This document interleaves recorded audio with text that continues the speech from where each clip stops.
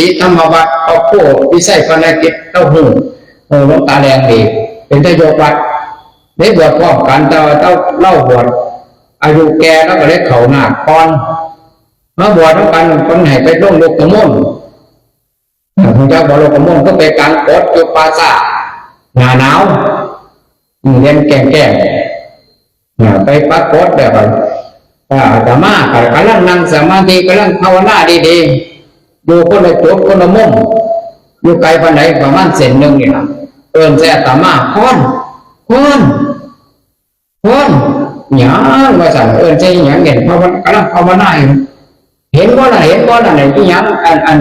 อันพ่อออกใส่ชุดขาวยางอ่อนกดท่านั่นมาสั่ง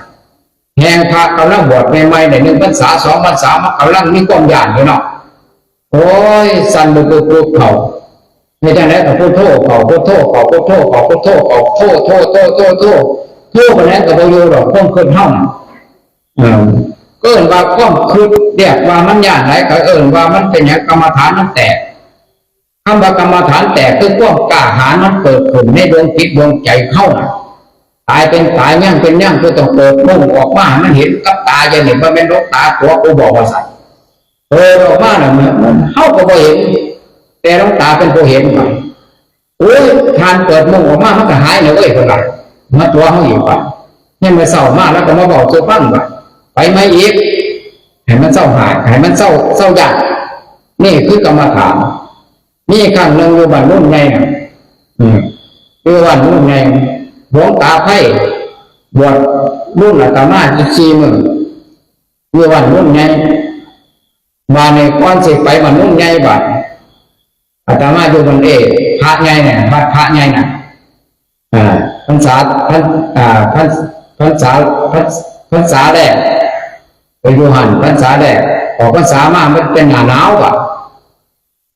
พอดีบังเอิญวันมีมีไอ้ที่นุ่นใน4 พรรษาเลยล่ะแล้วก็นิ่นเป็นคู่แต่คนได้บวชนิ่นไว้พอดีบังเอิญมันก็ได้ให้ไอ้นุ่นบ้านนุ่นไงก็เจ้าตายต้องไปปักอกกับนิ่นในเด้อมันเด่นแก้พอดีบังเอิญเราก็เลยให้ไปกับนิ่นไอ้ที่นุ่นก็ไปกับนิ่นจะตัวอย่างกับมากจำว่าได้ไปนิ่นกับนิ่นบวชใหม่ไอ้ที่นุ่นใน4 พรรษายางรัดธงไปประมาณ3 กิโลกว่าไปปักกดยังมาเศร้ามากกับสิบินตบาทปันนุ่นไงนะอาบาทไปน้ำพอดีไปว่ะไปแล้วนัดกันว่านิ่นจะปักกดอยู่นี่เด้อไอ้นุ่นแล้วก็ไปปักกดอยู่ประมาณห่างกันประมาณเส้นตัวกว้างมันปลาสาเนาะเป็นปลาละเมาะเป็นปลาต้นเพชรเป็นปลาต้นพักติ๋วต้นบางต้นพักติ๋วต้น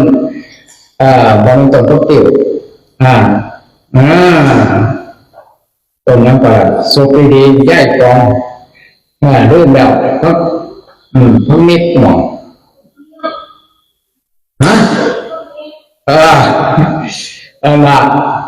มาแยกกองกระสอบเก็บมาสร้อยใส่เส้นดีๆใส่ก้นดีๆห่วยเขาพอก็หอมใส่หั่นแต่มันแสบดึงหัวออกก็อยากออกก็ได้มันแสบว่าในบรรลุไงน่ะพอดีว่าเนี่ยไปโยมมันเห็นมีคนตายอยู่ในบ้านเขาบอกเลยไปเผาหมู่อื่นก็จะสิไปเผาคนได้ให้พระไปก่อนไปลงโลกโมนไปปรากฏว่าประมาณทุ่มหนึ่งถ้ากันเดินมันกลมเลยก็เขาโคตรไผ่โคตรมั่นนิ่มกับนิ่มไม่หวั่นเอาหนังสือไปนั่งก็เอาเทียนไปนั่งมาไปสายหน่อยไปนั่งหงแน่โบหงแน่นะตัวนี้ว่าเนี่ยจังไรพวกเนี่ยมันบอกโคตรเลยจังไรได้มันเห็นอีนี้กับโบหงจักดอกไอ้นุ่นกำลังนั่งสมาธิไอ้นี่กำลังถิบอาหังสุกิโตมิขอให้ข้าพระเจ้าจงเป็นผู้ถึงสุขนิตุโคมิกำลังแผ่เมตตามันเป็นมุ่งมันเนาะเป็นมุ่งขาบมุ่งมืดมุ่งกดนะเราก็อ่านหนังสือท่องหนังสือเมตตาบ้านใดแล้วก็เอาไปสายหน่อย ไปสาย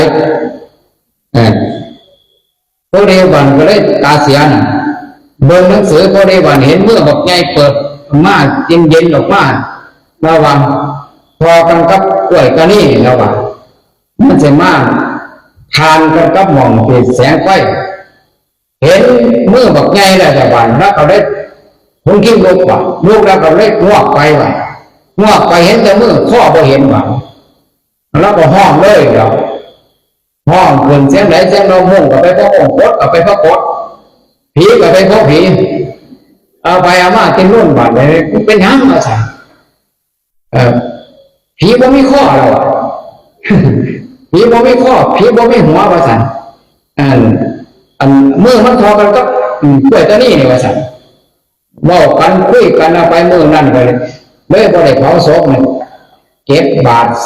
เก็บโคตรใส่บาทเก็บขาใส่บาทแล้วเรียกว่าผ้ากันเขียวขึ้นมากผ้าเลย4 พรรษากะยานเป็นผ้านี่เขียวขึ้นมากนึกมีตัวกับบ่วงจักนะเขียวขึ้นมาก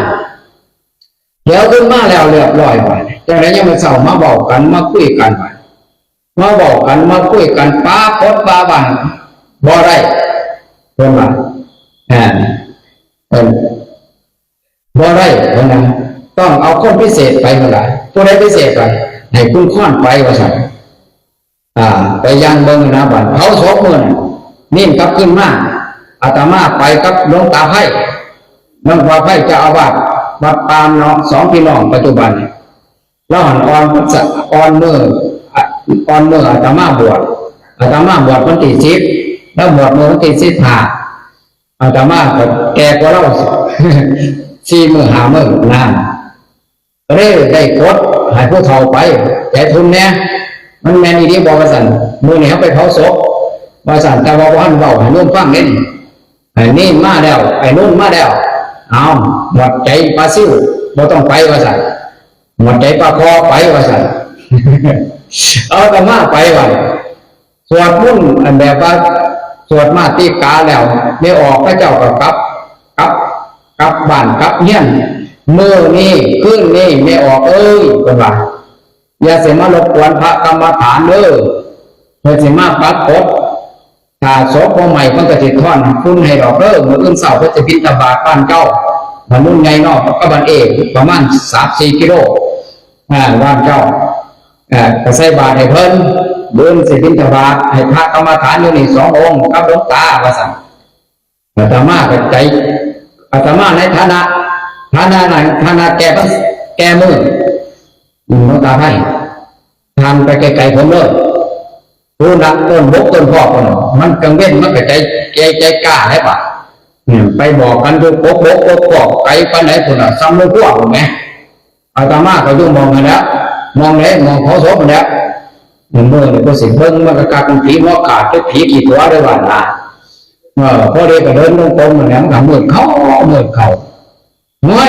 ม่ออกตอนกระเว้นว่าเป็นยังแล้วตอนนั้นมืดเขานี่ที่ระบาดเนี่ยกระลั่นไฟกระลั่นใหม่อยู่น่ะโฟดจอดตัวมันใหม่หนาเอิร์ธเนาะเป็นไม่ยิ่งแบบเขาไม่ยิ่งผู้เฒ่าหรอกพวกนี้ว่าเนี่ยประมาณ4 ทุ่มมันก็บางครั้งมันก็4 ขาขึ้นอยู่กองพ่อนมองผีอยู่ทั้งนอกเนี่ยมันกองพ่อนก็ไปคมมันลงไปสวดลงบางครั้งบางทีก็ยกมือเพิ่มก็คมมันลงยกไม่ใส่เอาไปเอามาบ้านก็เปิดเพลงอยู่ในบ้านก็เดินลงกรมอยู่หันเดินกลับไปกลับมากินตนาการไปแต่เนี่ยมันมีอีดีก็ผีหัวขาดมันมีอีดีก็ผีทอมือมันทอเปิดตะนี่ก็ไปซะแล้วมามันเป็นบ้านเจ้าของมันก็บ่เคยผู้ตายเขาก็บ่ได้เบิ่งหน้าเขาไปเขาเปิดเพลงไว้เปิดเพลงยอดรักสลักใจในขณะนั้นเพราะว่าพระลนเนาะแม่นผีมากก็ได้มันก็จินตนาการไปหาไม่ออกคือเก่าเลยได้ก่อนหาไม่ออกนะมันก็เปิดเพลงอย่างไรเปิดเพลงยอดรักสลักใจบ่อยอาตมาจำได้ทุกมื้ออยากกินเนื้อคนใจดำทำต้มยำต้มแกงอยากเอามีดอีกแค่นั้นนะในขณะที่อาตมาเดินไปกรมมัน พุทโธกับบ่มีวันใจหนึ่งกับย่านผีใจหนึ่งกับขึ้นจินตนาการมันเป็นอย่างไรว่าจิตวิญญาณเนาะพระนมนะเพราะว่าพ่อก็ไม่ออกตอนพระเจ้ามาสวดมาติกาจังว่าครูบาอาจารย์ยุคนี้สมัยนี้บ่ญาติธรรมะกำเนิดลงแต่ก่อนนี่เข้ามากินสารไข่เขาตรวจสอบแยกออกน้องพระอาจารย์เอ้ยระวังเลิกไข่เลิกคนว่าพระนมน่ะระวังยังออกน้ำเพิ่งเลยไหมหรือถ้ากันไปถวายพระถวายพระมันไม่น่าดีเลยหลวงพ่ออาจารย์บ่ให้สันเนี่ยสิยอดใส่ซ้ำอันนี้ก็บ่ได้ได้ย่างหลายก็คือใส่หยังไม่ออกใส่บริเพชรไปสิหรือเห็ดบริเพชรปั้นเป็นลูกบอลในสันแค่นั้นนะเสียมาเป็นใส่เป็นสอดใส่เป็นน้ำปานะใส่เป็นแค่นน้ำตาลอาตมาทุกคนเนี่ยบ่ได้หวงกินแต่ก่อนนั้นว่าอาตมาขอโทษขอสาธุอย่างเป็นกรรมเป็นเวรโอ้ยแต่มันหลวงพ่อขี่เหนียวก็เจ้าเอาอันนี้ก่อนขอไปแล้วบีบขั้นเลยเพิ่นไม่ได้บอกไหมหน้าเบิ่งไหมตั้งยึดหัวเบิ่งไหมแต่ให้พระลงสันกับว่าให้สันได้ยังเนี่ยเอาไว้แต่เฮ็ดยาเอซี่ย่ำเล่าสีเฮ็ดน้ำบริเพชรกับพ่อเลยเอาอันนั้นคนว่าพ่อให้นิ่มเอาไปถับนิ่มไปให้นิ่ซี่นะไปเฮ็ดยาแล้วจะให้เป็นสันเป็นส่วนหนึ่งใส่กาแฟก็ตัวมือหรือบ่มีเลยตัวมือนี่ไม่ออกเอาไปถวายอาตมาปั๊บอาตมาเฮงมันเป็นอย่างนี้โรคอาตมานี่มันแผ่อย่างแผ่น้ำเบิ่งสันบ่ได้น้ำหวานแดงๆสันบ่ได้มันทุกท้องเลยอาตมาเลยผู้ใดแต่ว่ามาถวายอันนี้ก็น้ำพึ่งเดือน5หาบ่หาเอาไว้ให้อาตมาว่าสันบ่ได้มันทุกท้องแต่ก่อนเนี่ยอยากมันก็ไม่ใช่เลยพวกโง่จังสันมาเป็นสอนเขาก็ได้สันนะอยากน้ำเบิ่งน้ำพอจันเนี่ยอย่าสันดอกความลมมันว่ามันจะคึกเอาว่ามันจะยุ่งยากเอาว่าน้องพอจันเนาะก็อุปสรรคคนกับยุ่งซ้ำมันแล้วมันก็พอจะไปร่วมเกินน้องพอเนาะคนว่าไปใส่ยากับเลยสันน้ำเดือดพอประเทศอย่างเนี้ยวันพวกมหาผีบ่นี่มันแวะไปหาหนังเลยเป็นยังจะบอกมหาผีว่าในขณะที่มันยอดตัดสลักใจร้องเพลงอย่าง4 ทุ่มบานอาตมาเขากระลั่นใจมันบุ่นว่าใจมันสับสนจะสิเอาอะไรตัวเอาอะไรคือเห็นผีหัวขาดคิดเห็นผีเห็นถึงไอ้นู่นเดี๋ยวขึ้นเนี่ยมันขึ้นเลยคิดไปคิดมาเอาไปมาบันจักบันเขาตัวเด้อบันอาตมาคือเสียงเล็กน้อยห้อง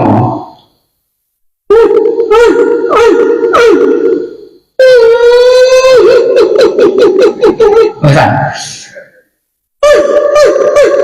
โอ้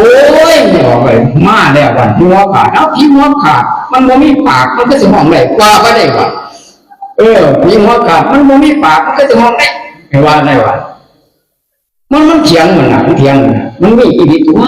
นมีอีดิตัวมันมาแล้วว่าตายมาแล้วในขณะนั้นมันคิ้วศพผู้ที่เขาเนี่ยมันผีใหญ่ว่าสัผีมันคือนี่ผีหัวขาดถ้าผีหัวขาดมันบ่มีหัวมันต้องบ่มีปากนะมันสิเอาอย่างห้องว่ามันมีห้องมาเรื่อยได้ป่ะบ่นมาป่ะ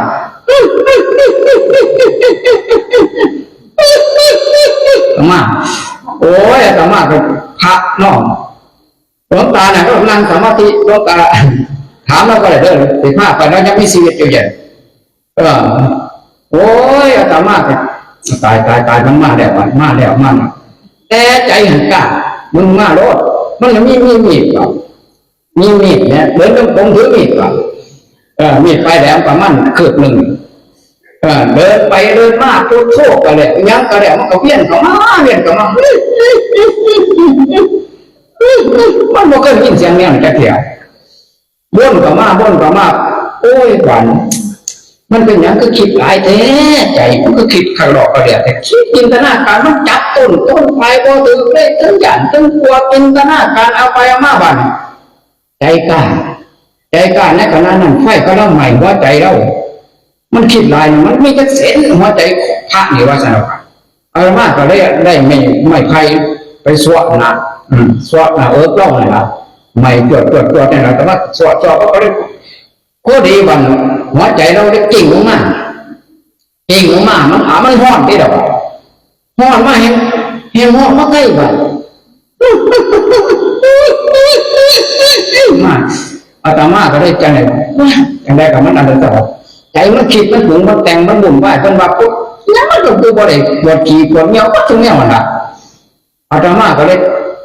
เกี่ยวมาก็ได้ปาดเบิ่งหัวใจไอ้ไฟสายไฟนั่นมันโมคือไฟสายก็บีบเบิ่งไฟสายปั่นหัวใจมันเส้นนั่นเส้นนี่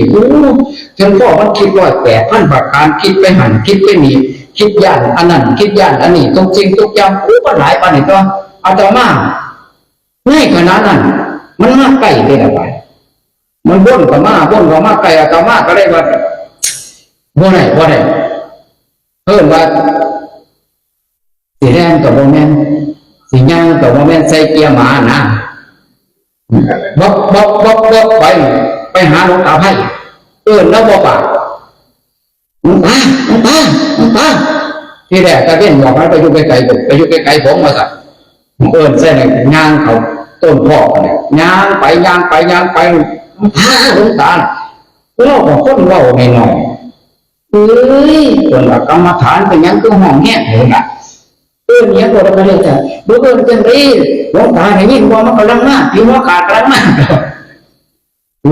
คนละมิตรอยู่หันละอยู่ในกฎอาตมาก็ได้ในขณะที่อาตมาย่างไปพีเนี่ยมันยังห้องคนนะมันบ่นกับมันจะมาหาพ่อปรากฏว่าอาตมาเราไปบ้านไปเดินอยู่หน้ากฎเราเสียงแค่นี้ก็ย่านแล้วอ่ะคือย่านมันอีหยังคนละอีหยังบ่ย่านมันอีหยังบอกว่าได้ดิล่ะหมาจอกแล้วอ่ะว่าได้ยินแต่ว่าหมาจอกนะมันตัวใหญ่ปานใดก็ถามเรามันทองหมาบ้านเฮาบ่คนเฮาบ่เคยเห็นหมาจอกก็เพียงเนี่ยมันอยู่ภูมิจังเห็นดูภูมิท้องโอ้หลายแต่ภูมิท้องนิ่มตู่แล้วบ่เคยเห็นหมาจอกด้วยกันนะน้องอาจารย์มันไม่หมาอีหยังมันก็เป็นพวกเนี่ยในระหว่างนะมันย่างออกมานั่นแหละหมาจอกบ่ใหญ่ดอกหมาตัวนี้ใหญ่แล้วนี่2 เท่าตัวนี้คนละมาเนี่ยหมาจอกนะพอได้ยินว่าหมาจอกนะโอ้ยใจว่ามันยกออกจากหน้าอกแม่ออกมันยกออกก็เบาเลยมีดกูกับมีดหลวงตาไพ่แล้วว่าตัวน้อยนึงนะว่าหน้ารถมีดปลายแดงกูกับมีดมาเสนอย่างกลับขึ้นมามองท่านเดินลงกบมามองที่อาตมาปกปากหัวใจย่ายคนละอาตมาก็ยุ่งหัวใจแล้วขุ่นเผาต่อมือนั่นเดินลงกบเบิดขึ้นหลังจากหลวงตาไพ่ว่าหมาจิ้งจอกแค่นั้นหมาต้นก็บ่ห้องจักเชื่อได้ว่านิดจริงโอ้มันทดลองกรรมฐานเนี่ยว่าเนี่ยอาตมาได้ว่ากรรมฐานมันต้องมีแน่ทดลองเนี่ยมาเนี่ยหลังจากนั้นอาตมากับยังไม่เศร้ามากก็ได้ไปบิณฑบาตเขาคุยกันว่านี่ออกเขาเจ้าก็มาจังหันหรือภาษาเขาได้ถามเขาเจ้าว่าปลานี่มันมีหมาจอกนี่ก็น้อยว่าจ้ะปลาเพ็กปลาโจดปลาสาบสาบติ๋วนะอยู่น้ำกันพักเม็กเป็นระเบาะได้แม่เป็นอันเป็นปลาไส้ดินไส้ประมาณเป็นเปาะนึงน่ะมันนุ่นไงน่ะโอ้ยมีตัวก็หน่อยหมาจอกก็มีหลายตัวว่าสัตว์มันเป็นยังจังห้องมันบ่ห้องจังไหนมันมากินเขาโต๊ะเขาเฮียแตงเขาไว้ให้ผีตายเมื่อนี่พระกรรมฐานมาอยู่นี่มันเขามาบ่ได้มันได้ห้องอ้อมเนาะผู้บาจะเสียรอกว่าสัตว์เฮ้ยอาตมาก็อยู่หัน3 ขึ้นเมื่อต่อไปวันเขาผีแล้วเก็บลูกแล้วบ่มาห้องจักเถียงนี่คือยังไม่ออกเรียกว่ามันทดลองกรรมฐานไปดูได้จังซั่นได้ดอกครับว่าครับขามต้นย่านอาจารย์พุทโธกับมีว่าเอ้ยแต่มันขึ้นมากครับพุทโธโมมีอะไรไม่ออกมันแน่นหัวใจเนี่ยก็จะเป็นตุ่มเป็นรวมมันอัดตันใจคิดก็ออกมันอย่างนั้นเป็นอย่างเริ่มมันเป็นอย่างสี่ก้มใหญ่นี่คือคำหนึ่งว่าเรื่องว่ามาเห็นอย่างว่าเปรียบเทียบใน ปัจจุบันการภาวนามันต้องมีเครื่องอยู่จังสิอยู่รอดปลอดภัยได้ถ้าบ่มีเครื่องอยู่นี่อยู่บ่ได้ดอกอาตมาว่าญาติอยู่มื้อนี้อยู่ได้ก็เพราะว่าคือกันกับโยมพระเจ้าเว้าเรื่องธรรมะนั่นน่ะอยู่ตรงมื้อนี้เพราะว่าหยังการบวชหนึ่งบวชที่เรามาบวชถ้าสิออกไปก็ย่านเอาตัวบ่รอดก็ได้โยมเข้าใจบ่อย่างมันคือเก่านะมึงเศร้าอาตมาก็สึกให้ผู้นึง4 พรรษาได้เด้ตอนมาบวชหามาปัวหามาล้างท้องผู้ที่ล้างท้องแล้วบำรุงอ้วนมีพี่มั่นแล้วว่าอยากซึกไปเรียกแม่บ่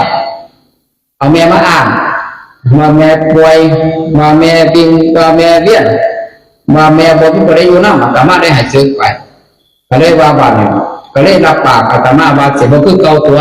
ครับผมสิไปคือเก่าว่าซั่นอาตมาก็เลยว่าเอามี100%ผมก็จะให้แค่ทันแค่5%เท่านั้นน่ะอาตมาเลยว่าเพราะว่าหยังเพราะว่าหมดนี่มาบอกอาตมาหลายคนน่ะผมสิบ่ไปเฮ็ดอีกผมสิเอาธรรมะครูบาอาจารย์ที่เคยบอกเคยสอนผมสิไปฝึกไปหัดไปปฏิบัติผมสิรักษาศีล5ตลอดชีวิตอาตมาเคยเห็นเนี่ยออกไปเพราะว่าหามือหรอกมาอยู่พรรษาหนึ่งกับท่วนหลายกว่าเก่านะอาตมาเคยเมาอาตมาตอนสิบวชเนี่ยใส่ซาเด้งมากเอามานอนเป็น3 มื้อ 3 คืนวันละเอามาล้างท้องออกใน4 พรรษาเป็นคุณธรรมพอดีที่ระบาดแต่พอเป็นยังก็ว่าจะไปเรียนแม่เอาต้องเบิ่งว่าสัตว์ก็เลยว่าในปัจจุบันเนี่ยคำว่าพระที่ปอดมีศรัทธามาบวชมันได้น้อยเมื่อมีน้อยได้เสร็จมาเฮ็ดคือเฮามันก็ลำบากก็เลยรอไว้เพราะมีพระดีกว่าไปอยู่ทั้งโลกคำว่าอยู่ทั้งโลกก็หมายถึงว่าเป็นภาระแม่เป็นภาระครอบครัวเป็นภาระสังคมในว่าบวชก็เป็นภาระกับหลวงพ่อผู้เดียวสอนแล้วสอนอีกเขาก็เฮ็ดนำอยู่ดอกก็เฮ็ดนำก็คือศรัทธามันหน่อยแต่ตอนนี้ศรัทธามันหลายเพื่ออาตมาเนี่ยก็ศรัทธาหลายนอนฟังธรรมจากหลวงพ่อจันทร์อยู่บนไหนอยู่ไกลๆอยู่ตะบนน่ะอยู่ละๆคนน่ะทางโล่งคนน่ะเป็นประเทศเรื่องพระคุณของแม่เมืองน่ะคนบอกว่าพระคุณของแม่เลิศฟ้ามหาสมุทรพระคุณของแม่สูงสุดมหาศาลพระคุณของแม่เลิศกว่าทุธาทานใครจะเข้าแม่สันนั้นไม่มีคนกลางที่ฝ่ายเป็นยังจังหยิบยกว่าพระคุณของแม่บ้านพระมือนี่แต่พอว่าเฮาทุกคนมีแม่เบิดทุกมือนี่มันอากตัญญูต่อพิรามารดาทุกมือนี่คนว่าคนมันบ่มีความว่ากตัญญูต่อพิรามารดาสัมวน้ำดูถูกพ่อดูถูกแม่พ่อแม่กับดูกับเคยอยู่น้ำกันเข่า2 เข่ากันแนมเบิ่งปากหน้ากันเลี้ยงลูกมา2 คน 3 คนแจ้งเกศเสว่าได้กินเข่าเฮ็ดเข่าให้กินอุปถัมภ์ประทากอยู่นั่นในจะคนย่ำเก็บไข่ดีป่วยเพราะอะไรไปหาแพทย์หาหมอเอาก็ลงไปกรุงเทพลงไปเชียงใหม่ลงไปเชียงรายย่ำเก็บไข่ดีป่วยมากก็โทรไปหาเขาว่าคนนั้นดุไส้ลามันบ่มีภาระหยังลูกคนนั้นมันบ่มีภาระหยังก็หนิ่งกันไปหนิ่งกันมาเขาบ่ได้มาเบิ่งแม่สั่งคนละคนคนว่าจังซี่นะบ้านนี้เฮ็ดจังได๋เฮานี่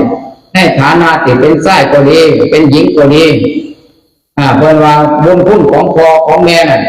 เอาพ่อมานั่งบนบ่าข้างขวาเพื่อจะตอบบุญแทนคุณให้พ่อเอาแม่มานั่งบนบ่าข้างซ้ายเพื่อจะตอบบุญคุณให้แม่ให้อุปถัมภ์ประทานให้เพิ่นทายใส่บนบ่าให้เพิ่นปัสสาวะอยู่บนบ่าให้เพิ่นนอนอยู่บนบ่าก้อนเขาอยู่บนบ่าอาบน้ำอยู่บนบ่าแต่ยังบ่ซื้อว่าตอบบุญแทนคุณให้พ่อให้แม่จบเด้อเพิ่นว่าครูบาโยมทั้งหลายเพิ่นว่าเฮ็ดจังไดเพิ่นว่าจังสิตอบบุญคุณให้พ่อให้แม่ได้เพิ่นเป็นหยังจังว่าบวชถูกพ่อถูกแม่เพิ่นว่าละหนได้7 ปีบวชเข้ามาแล้วก็เลยบรรลุธรรมบวชเข้ามาพิมพ์ผ้าเข้ามา ได้ก็ได้บรรลุธรรมสุโธทนะก็ได้บรรลุธรรมนั่งปัสสาวะเดก็ได้บรรลุธรรมนี่คือพระพุทธเจ้าเอาเป็นแบบเป็นอย่างเนี่ยนี่สมัยตัวเมืองนี่คนว่าบุญคุณของพ่อน่ะเอาแผ่นฟ้าบุญคุณของแม่น่ะเอาแผ่นฟ้าเป็นกระลานแล้วเอาน้ำมหาสมุทรถ้าห่อเหินบนอากาศได้ก็เอาน้ำมหาสมุทรเนี่ยเป็นน้ำมึกเอาไปพัฒนาบุญคุณของพ่อของแม่อยู่บนท้องฟ้าอารัมมบทไปน่ะคนว่าเต็มท้องฟ้าก็ยังบ่ได้อารัมมบทบุญคุณของพ่อของแม่จบคนว่าคำว่าบุญคุณคนว่าเหตุจังไดสิตอบบุญคุณของพ่อของแม่เป็นหญิงนี่เป็นเพศที่อาภัพคนว่าบ่สามารถตอบบุญคุณให้พ่อให้แม่จบคนว่าถ้าเป็นผู้ชายคนว่าสิเป็นเพศที่สมบูรณ์คนว่าอีหยังนี่หยังก็บ่เท่ากับบวชคนว่าบวชนี่หนึ่งมันว่าเป็นหยังจังบวชบวชนี่บวชก็มาแล้วพ่อแม่บ่เคยเข้าวัดพ่อแม่บ่เคยให้ทานพ่อแม่บ่เคยรักษาศีลถ้าลูกบวชก็มาปั๊บโอ้ยลูกชายกูไปบวชไปวัดตัวเป็นตัวก็ตามมาแม่สิกราบพระบ่เป็นมันก็จะได้ฝึกกราบก่อนแม่สิเว้าปานาอาทินาบ่เป็นแม่ก็จะได้ฝึกก่อนล่ะแม่สินั่งสมาธิบ่เป็นแม่ก็จะได้ฝึกเพราะว่าลูกอยู่วัดเอาว่ามันก็ต้องซับต้องซึ้งก่อนล่ะบ่ว่าถ้าลูกว่าบวชแล้วก่อนล่ะแม่บ่เคยได้มาวัดก็ไปถึงโตมาแม่เอ้ยลูกชายก็สิไปแนะนำจังได๋ลูกชายครูบาอาจารย์เพิ่นบอกเพิ่นสอนก็ละบาปบำเพ็ญบุญสอนพระสอนเนรสอนจังซั่นก็สิมาบอกแม่ว่าถ้าพระทั้งหลายหลวงปู่หลวงตามาบอกแม่เนี่ยเจ้าสิบ่เสียกับลูกชายบอกนี่เพิ่นสิเสียว่าซั่นนุ่มแม่เอ้ยเจ้าก็เฒ่าเจ้าก็แก่แล้วเป็นไม้ไก่ปังนังไก่หอยแล้วตามาก็บวชให้แล้วนุ่มแม่ก็บวชใจนำแน่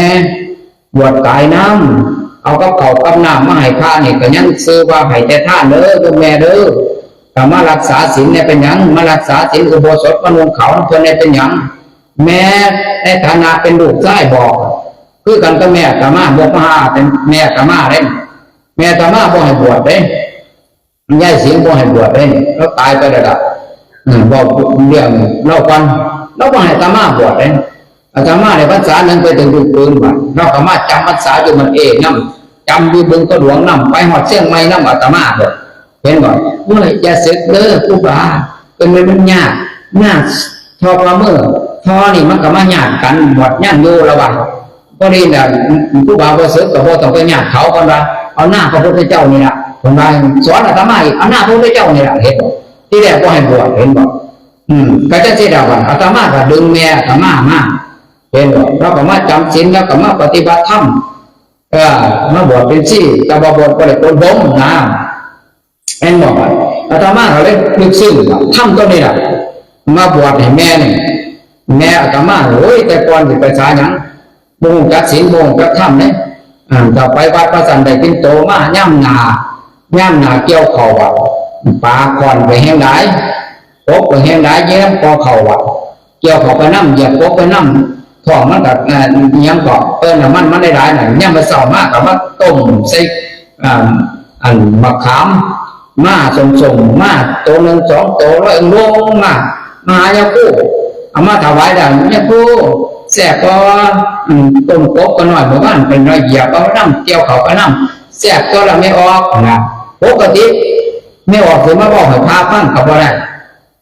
ปกตินะแต่พระได้ยินอย่างสั่นกับพระสันบ่ได้จริงๆนะก็บ่ฮู้ได้พระก็ยังว่ามืออื่นมือเฮือแต่มันได้อีกไปต้มมาหลายตัวก็มีได้ไม่ออกเด้อยังว่าอยู่นะนี่พระก็บ่รู้เรื่องโง่ก็บ่รู้เรื่องเพราะเนี่ยหลวงตามีอ้ายแม่อาตมาแล้วมาบวชแล้วอาตมาแล้วจะมาฟังเด็กเล่นบอกอย่างนี้ตีแต่เด็กชื่อแต่เด็กนะเอาไปแล้วว่าน้ำอาตมาเนี่ยแล้วไปพอว่าอย่างแล้วไปอยู่วัดป่าแล้วไปเห็นอย่างแล้วก็ไปบอกจะเลี้ยงเด็กไปซื้อเด็กจานเดียวขายว่าซื้อเด็กขายข้าวซื้อเด็กเลยลงทุนปันอะไรก็บอกเห็นถือเตียนมันหันเมาหนักพากับเมาน้ำกันว่าเป็นอย่างจะบอกเรียนธรรมะอริยสัจสี่มรรคมีองค์แปดทุกสมุทัยนิโรธมรรคเขาบอกเคยบอกแค่เตียนี่แต่ว่ามันขึ้นอีกฝันเนี่ย ฝันมาแม่ออกป๋าเปียมาหาแม่ก็เด็กสิตำมากวันนี้เหรอ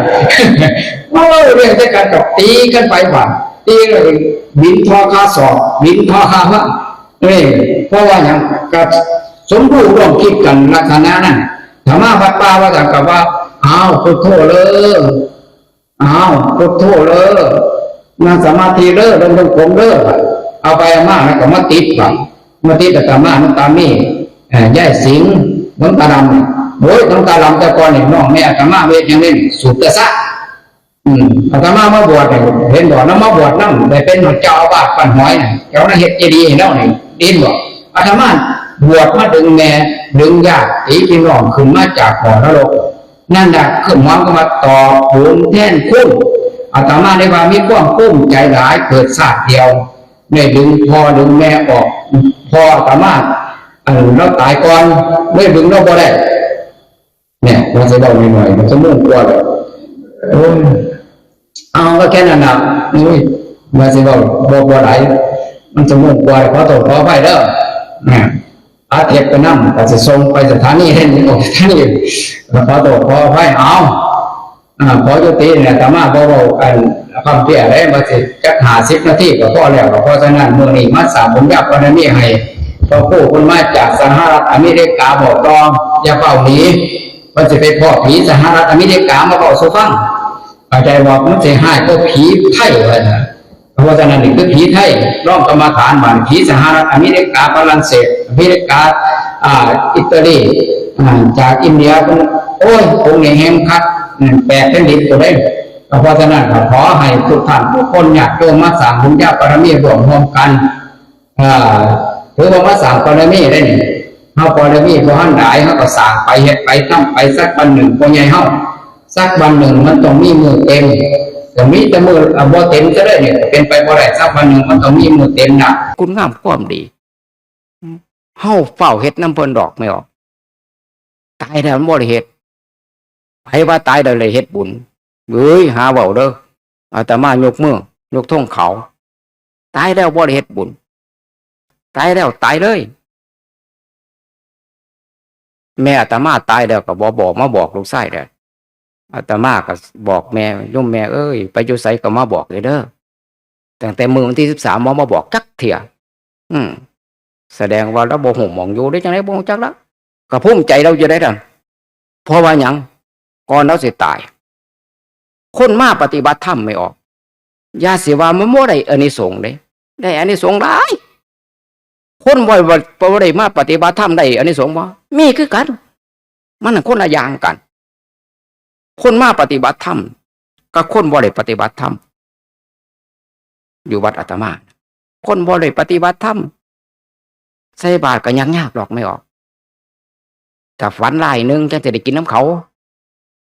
2 1เขามาเป็นเขาเปลี่ยนสีแน่คุณอาจารย์เอาไปโปรดให้แน่เด้อเพิ่นให้เฮาเบิดหวดนั่นล่ะ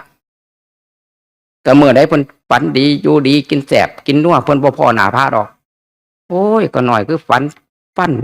ผุฟันโลนฟันกุอย่าคือสิฝันดีเนาะเพิ่นมาตอบเองเองดอกต่อหน้าพระนะคนจังซี่ก็เอิ้นว่าคนบ่ฮู้จักตายบ่ตายคือกันแต่ว่าการตายน่ะมันหันมีที่ไปวันนี้เว้าคนที่มาเลยปฏิบัติธรรมออกจากผีปอบได้เนี่ยดีแล้วทุกมื้อนี่ก็ได้มาเว้าว่าหมวดเฮามาปฏิบัติธรรมให้มีความภูมิใจในตัวเจ้าของดีใจยังไม่ออกอย่านี่บ่ทันดีใจดอกบัดสิดีใจตอนไหนดีใจตอนบัดสิบ่ดมหายใจเว้าพื้นแม่เจ้าของก่อนแม่อาตมานี่บ่ให้อาตมาบวชเด้ถ้าย่านลูกชายตายกินข้าวมื้อละครั้งย่านเป็นโรคกระเพาะตายว่าถ้ากิน3 เที่ยก็ยังเป็นโรคกระเพาะอยู่กินเที่ยเดียวมันสิบ่เป็นโรคกระเพาะบ่เฮ้ยบ่มีเลยหมดได้ไปบวชตัวมื้อนี่โอ้ยอาจารย์ผมสิเป็นโรคกระเพาะอย่าหาเว้าผม30 กว่าปีบ่เคยเป็นจักเที่ยว่าซั่นเนาะมีแต่บวชกินหลายเนี่ยกินแล้วก็คืดนี่ล่ะบัดมื้อใกล้หน้าผากบ่มีทางไปคืดหลายก็เป็นเลยเป็นโรคกระเพาะน้ำย่อยมันก็เลยเป็นโรคกระเพาะพระบ่เป็นดอกโรคกระเพาะบ้านนี้อาตมาก็ได้บอกว่านุ่มแม่อาตมาก่อนเราจะตาย อาตมาไปเยี่ยมเราเพราะว่าอาตมาแต่บวชก็มาพรรษาแรกแล้วบ่ให้บวชเราบ่ฮู้จักว่าอาตมาบวชพรรษาที่สองบัดจังไปอาตมาถูกปืนนั่นน่ะคือบอกสู่ฟังนั่นน่ะเป็นพระนั่นถือปืนเราเลยนำมาหาอาตมาแล้วมาฟังพระเทศแนวนี้ล่ะชาวบ้านเฮาเนี่ยไปเพิ่นบ่แม่นเทศดอกไปหาก็มีแต่เว้าเรื่องความฝันเว้าเรื่องเด็กเรื่องหวยเว้าเรื่องบัตรเรื่องเบอร์แล้วเรื่องสิกินแซ่บกินนัวอันนั้นอันนี้น่ะบ่เคยเทศให้ฟังจักเที่ยมาหาวัดป่าโดดพิเทศให้อัดเทศให้แต่ละมื้อก่อนสันก็เทศให้5 นาที10 นาทียามมื้อแลงมากก็เทศให้ฟัง30 นาทีครึ่งชั่วโมงอัดเข้าแล้วซับซึมเข้าตั้งแต่อาตมาพรรษาที่2ฮอดพรรษาที่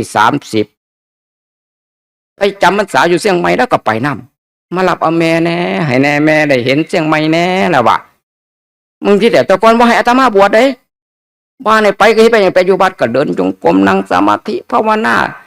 กลับเมื่อบ้านเขาเจนเอิ่นมาแม่ใหญ่พุทโธบ้านซะเบิดบ้านเราว่ามึงเฮ็ดนั่นผิดมึงก็มีพุทโธในเป็นหยังเพิ่นว่าจังได๋เฮ็ดถ้วยแตกนั่นแหละขาดสติขาดพุทโธเราก็ว่าเว้าเอาคำพระไปเว้าอาตมาไปสอนเราทั้งหมดบ่ได้เด้ขนาดเราป่วยอาตมาสิไปสอนเราสอนอาตมาก่อนอาตมาก็เลยสาธุเอาลูกเอ้ยจับให้มันเราเว้าภาษาอาตมาโอ้ยอาตมาจำบ่ได้ขอโทษเถอะมาในเราป่วยแห้งๆเรากินข้าวบ่ได้กินข้าวบ่ได้ไปหาหมอสิไปใส่สายยางเขาสิใส่สายยางซอยเอาอาหารเข้าในท้องเราย่านเก็บย่านปวดแล้วย่านสายยางบอกแม่91 ปีแล้วแม่บ่เอาอีกสายยางแม่บ่อยากอยู่อีกโรควัฏสงสารโรคอันหยังโรคบุญไหวโรคคัดของโรคอันนั้นเว้าธรรมะไปเสยแม่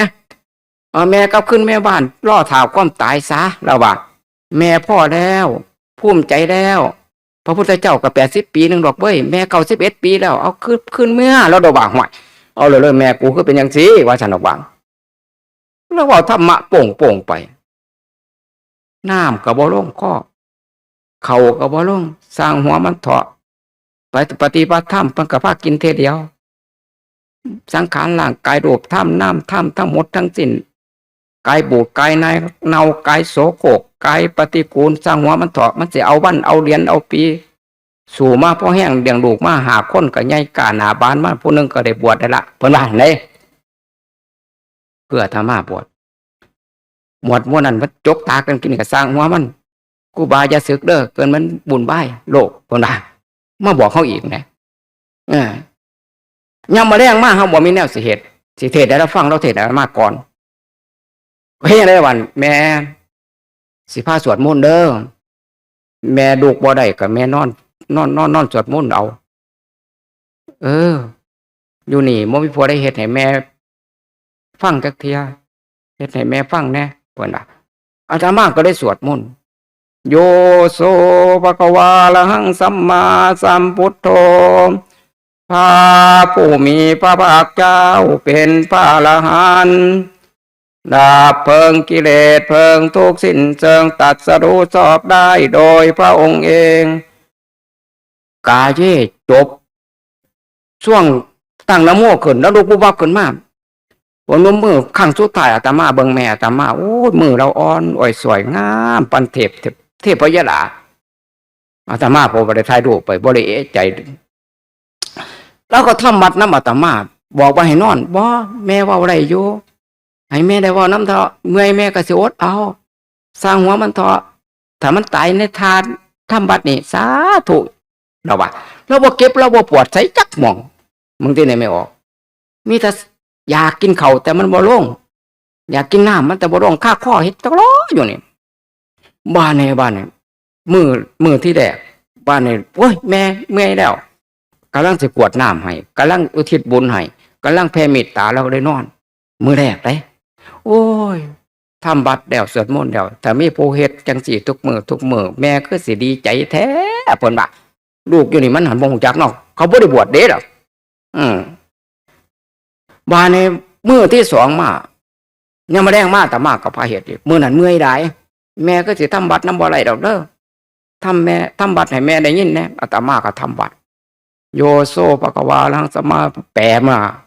ไปแปลปรากฏมาได้ครึ่งหนึ่งลุกปุ๊บอับขึ้นมานึกว่าจะทำบัตรนำแล้วก็เว้าเขาเล่าไป4 พุ่น 4 พี่ก็ไปพี่ยิ่งแล้วทำบัตรน้ำบ่ได้แล้วบ่ได้บวชเนาะแล้วก็เลยเอาหูไปฟังอาตมาก็มีไม้กับพระนำโยมนำทำบัตร4-5 คนให้เราฟังสวดมนต์ให้เราฟังในขณะนั้นแล้วก็4 พุ่น 4 พี่ก็บ่ฮู้จักหรอกทำบัตรเสร็จกวดน้ำเสร็จสวดมนต์เสร็จก็เลยถามพี่ยิ่งแล้วว่าหยังแล้ว4หยังเนาะโอ้ยแล้วอ่อนซ้อนว่าซั่นอ่อนซ้อนหยังคนมาฟังเทศอาจารย์ข่อยปุ้ยว่าซั่นเต็มบ้านเฮาเลยบอกมาของกิ้งลูกทั้งที่มี4-5 คนนึงแหมก็แสดงว่าเราเห็นนะแล้วอ่อนซ้อนอาจารย์ข่อยดาว่ามาฟังเทศม่วนใดอาตมาบ่ได้เทศได้ทั้งบัดนั่นน่ะสวดมนต์นั่นน่ะเต็มบ้านเฮาเลยว่าซั่นเต็มเลยมานั่งอ้อมเต็มบ้านเฮาเลยบอกกับพี่ยิ่งเอาสิไปแล้วก็นอนตอนน่ะโอ้ว่าซั่นแสดงว่ามีอีดีตัวนี่เทพพระบุตรเทพพยดาอาตมาได้ว่าน่ะมื้อที่3อาตมาก็มาสวดให้อีกอาตมาก็อยู่บ่ได้แล้วบัดอาตมาก็อยู่เป็นเจ้าบาดไปกิจนิมนต์ก็เลยสิกลับเราก็เลยเป็นจังได๋ไปฮอดปั๊บสาธุอย่าให้เป็นบาปเป็นกรรมเถาะแม่ขอผ่าเหลียงนะแล้วว่าขอปั๊บเลยดึงผ่าอาตมาปั๊บโลดเห็นแต่เขาเจ้าเห็นแต่ครูบาอาจารย์เทศบ่ได้อาศัยไปเพิ่งแล้วหมวดนั่นแม่จะอาศัยผู้เดียวนี่ล่ะให้แม่จับผ่าใส่ข้าผ่าเหลียงขึ้นไปพระนิพพานแน่เพิ่นว่าโดยจับผ่าดึงผ่าอาตมาไปหมุนหัวเด้อบานผ่าก็ยังลงอยู่เนาะเฮ็ดจังได๋ดอกบาดก็เลยโทรศัพท์ไปหานี่เอาผ้าสบงมาให้แม่เอามาแม่อยากได้ผ้าเหลียงติแม่อยากได้ผ้าเหลียงนี่เด้อจะให้แม่เด้อเนี่ยสาธุแม่สิกอดฮอดมือตายแล้วว่าเราไปหมุนหัวเราฮอดมือตายอีดีมือเผาก็ได้เผาไปนำกันเลยให้เราไปซะว่าซั่นโอ้วันอาตมาก็ได้บาดเฮ็ดจังได๋บาดก่อนเราสิตายพอดีอาตมามาเทศน์อยู่วัดศรีจันทร์วัดอารามหลวงมื้อนั้นเทศน์บ่ออกเลยเป็นหยังว่าสิเว้าเรื่องแม่ก็มันอึกขึ้นมาทันทีนึกว่ามันบ่มีโอ้ยไปเทศน์ให้แต่ผู้อื่นแหมอันนี้จังทุกขังอนัตตาอย่าสิไปให้น้ำคนตายอย่าไปอะไรอาวรณ์น้ำคนดมคนตายอย่าไปเสียอกเสียใจน้ำคนดมคนตายประเทศเขาเจ้าฟังบ่เชื่อถือเจ้าของมันขึ้นเองตัวนี่ว่าซั่นว่า